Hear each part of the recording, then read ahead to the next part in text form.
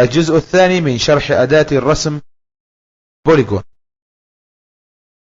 بعد أن أدخلنا هذه الأداة وقمنا بتحديد عدد الأضلاع من السؤال الأول الذي يظهر في شريط إدخال الأوامر وليكن 7، ننتقل الآن إلى الخيار الفرعي Edge، اختصاره حرف الإي. يحدد لدينا في البداية إدخال بداية الرسم للنقطة الأولية لهذا المضلع. يتم إدخالها إما من لوحة المفاتيح على مبدأ الإحداثيات أو بواسطة الماوس، وذلك بالنقر في إحدى أماكن الشاشة.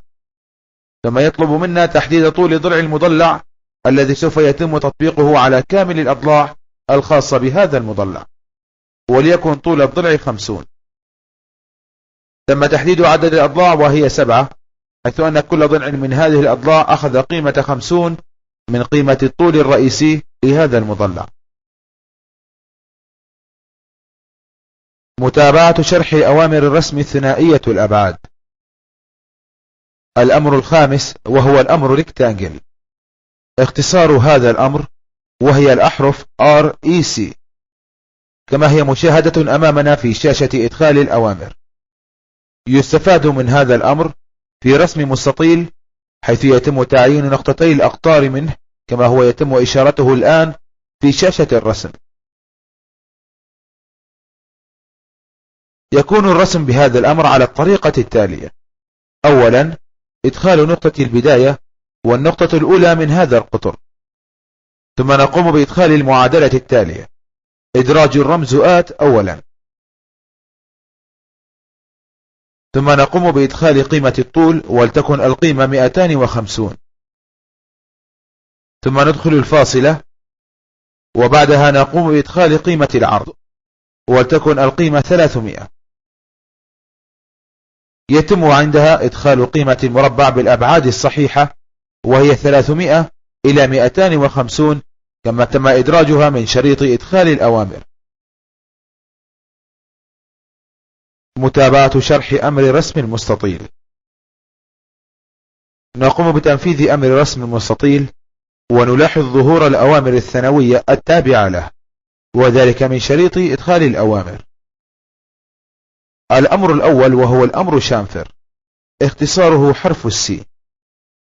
يستخدم هذا الأمر لإنشاء شطفة للمستطيل، يحدد طولها على المحور الأول وطولها على المحور الثاني بعكس اتجاه عقارب الساعة. بعد أن قمنا بتنفيذ أمر شامفر، يطلب منا تحديد قيمة الشطف على الضلع الأول ولتكن القيمة 15، ثم يحدد قيمة الشطف على الضلع الثاني ولتكن القيمة 25. نقوم بعدها بإنشاء المستطيل في ساحة الرسم. نلاحظ قيمة شطف الزوايا التابعة لهذا المستطيل. بالعودة مرة أخرى لإنشاء المستطيل باختيار الأمر فيلت، اختصار هذا الأمر وهو حرف الإف. يستفاد من هذا الأمر بدمج الزوايا مع بعضها، حيث يطلب منا تحديد قيمة نصف القطر التابعة لقيمة الدمج وليكن 25، ونشاهد النتيجة على شاشة الرسم. تم دمج الزوايا وإحداث أنصاف أقطار خاصة بهذه الزوايا. متابعة شرح أمر رسم المستطيل. بالعودة مرة أخرى لتنفيذ أمر المستطيل، نلاحظ وجود الأمر الثانوي Elevation. يستخدم هذا الأمر لتحديد منسوب للمستطيل، الاختصار الخاص به Enter.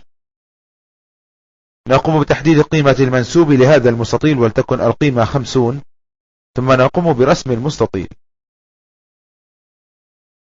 ننفذ أمر ريكتانجل مرة أخرى، الأمر الخاص به وهو الأمر thickness، لإعطاء قيمة سماكة للمستطيل على المحور Z.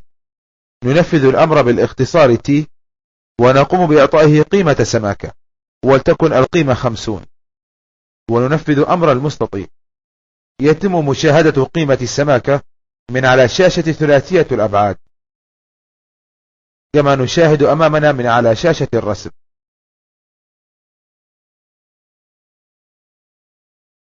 بالعودة مرة أخرى إلى الأمر الأخير من الأوامر الثانوية وهو الأمر ويت. يستفاد من هذا الأمر في تحديد قيمة سماكة لكامل خطوط المستطيل. متابعة شرح الأوامر الفرعية من أوامر المستطيل. بعد أن قمنا بإدخال المستطيل إلى ساحة الرسم وقمنا بتعيين نقطة البداية الخاصة بالقطر الأول منه، تظهر لدينا أوامر ثانوية منها الأمر Area والأمر Dimensions والأمر Rotations. نختار الأمر Area وذلك بالاختصار الخاص به Enter. يظهر لدينا قيمة المساحة الكلية المراد تحقيق المستطيل بناء عليها، ولتكن المساحة الكلية للمستطيل 300. يظهر لدينا سؤال آخر بأن ندخل قيمة الطول أو العرض، وندخل قيمة الطول كمثال على ذلك.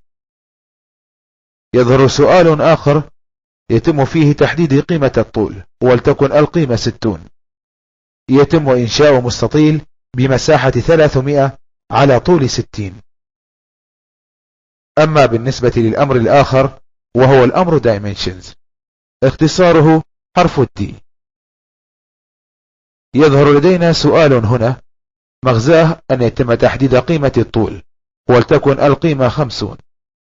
سؤال آخر يظهر وهو قيمة العرض ولتكن القيمة 30. يتم إدراج المستطيل إما إلى الأعلى أو إلى الأسفل كما هو ظاهر في شاشة الرسم. أما بالنسبة للأمر الأخير من الأوامر الثانوية التابعة لعملية رسم المستطيل فهو أمر Rotation، اختصاره حرف R.